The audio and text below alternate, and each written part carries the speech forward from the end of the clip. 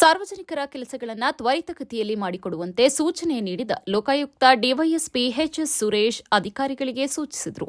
ಬೇಲೂರು ತಾಲೂಕು ಕಚೇರಿಯಲ್ಲಿ ಸಾರ್ವಜನಿಕ ಕುಂದುಕೊರತೆಗಳ ಅಹವಾಲು ಸ್ವೀಕರಿಸಿ ಮಾತನಾಡಿದ ಅವರು, ಸರ್ಕಾರಿ ಕೆಲಸ ಪವಿತ್ರವಾದ ಹುದ್ದೆ, ಅದಕ್ಕೆ ಲೋಪವಾಗದಂತೆ ಎಚ್ಚರಿಕೆ ವಹಿಸುವುದು ಸರ್ಕಾರಿ ಅಧಿಕಾರಿಗಳಾದ ನಮ್ಮೆಲ್ಲರ ಕರ್ತವ್ಯವಾಗಿದೆ.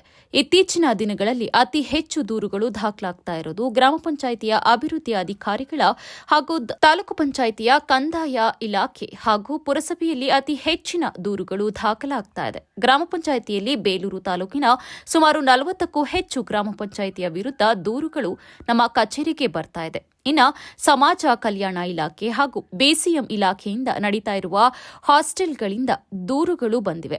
ಮೊದಲು ಅವುಗಳ ಬಗ್ಗೆ ಎಚ್ಚರ ವಹಿಸಬೇಕು. ಕಂದಾಯ ಇಲಾಖೆಯಲ್ಲಿ ರುದ್ರಭೂಮಿಗೆ ಸಂಬಂಧಪಟ್ಟಂತೆ ವಿವಿಧ ಇಲಾಖೆಗಳಿಂದ ಸುಮಾರು 18 ಅರ್ಜಿಗಳು ಬಂದಿದ್ದು, ಅವುಗಳಿಗೆ ಸೂಕ್ತ ಮಾಹಿತಿ ಪಡೆದು ಸಂಪೂರ್ಣ ಪರಿಹಾರ ನೀಡುವಂತೆ ಅಧಿಕಾರಿಗಳಿಗೆ ಸೂಚಿಸಿ ಮುಂದಿನ ತಿಂಗಳು ನಾವು ಸಭೆ ಕರೆಯುವ ಸಂದರ್ಭದಲ್ಲಿ ಇಷ್ಟು ಅರ್ಜಿಗಳಿಗೆ ಸಂಪೂರ್ಣ ಪರಿಹಾರ ದೊರಕಿರಬೇಕು ಎಂದರಲ್ಲದೆ ಗ್ರಾಮ ಪಂಚಾಯಿತಿಗಳಲ್ಲಿ ಉತ್ತಮ ಅಧಿಕಾರಿಗಳಿದ್ರೂ ಲೋಪದೋಷಕ್ಕೆ ಕಾರಣವೇನು, ಮುಂದಿನ ದಿನಗಳಲ್ಲಿ ಯಾವುದೇ ಲೋಪದೋಷಗಳಾಗದಂತೆ ಪ್ರತಿ ಇಲಾಖೆಗೆ ನಾವೇ ಸ್ವತಃ ಭೇಟಿ ನೀಡಿ ಸಮಸ್ಯೆಗಳ ಬಗ್ಗೆ ಪರಿಶೀಲಿಸುತ್ತೇವೆ ಎಂದರು.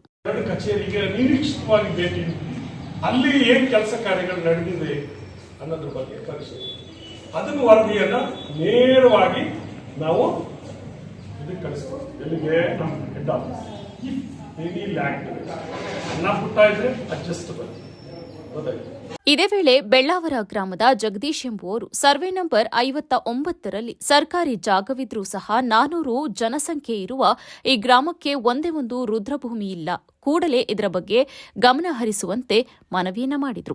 ಅರೇಹಳ್ಳಿ ಗ್ರಾಮ ಪಂಚಾಯಿತಿ ನಡೀತಾ ಇರುವ ಕಾಮಗಾರಿ ಭಾರಿ ಭ್ರಷ್ಟಾಚಾರ ನಡೀತಾ ಇದ್ದು, ಅವುಗಳ ಬಗ್ಗೆ ಸೂಕ್ತ ತನಿಖೆ ನಡೆಸುವಂತೆ ಸಾಮಾಜಿಕ ಹೋರಾಟಗಾರ ಪಾಲಾಕ್ಷ ಮನವಿಯನ್ನ ಸಲ್ಲಿಸಿದ್ರು. ಗ್ರಾಮ ಪಂಚಾಯಿತಿ ಪಿಡಿಒ ಅಧಿಕಾರಿಗಳು ಎಚ್ಚೆತ್ತು ಸಾರ್ವಜನಿಕರ ಕೆಲಸ ಮಾಡಬೇಕು. ಸುಳ್ಳು ದಾಖಲಾತಿ ನೀಡಿದ್ರೆ ಅವರ ವಿರುದ್ಧ ಕಠಿಣ ಕ್ರಮ ಕೈಗೊಳ್ಳುತ್ತೇವೆ ಎಂದು ಲೋಕಾಯುಕ್ತ ಸತೀಶ್ ಹೇಳಿದರು. ಈ ಸಂದರ್ಭದಲ್ಲಿ ದಂಡಾಧಿಕಾರಿ Shridhar Kankanavadi, taluk panchayat EO Satish, CPI Revanna, PSI SG Patil, BEO Bhagyamma, ಲೋಕೋಪಯೋಗಿ ಇಂಜಿನಿಯರ್ ಕೃಷ್ಣೇಗೌಡ ಹಾಜರಿದ್ದರು.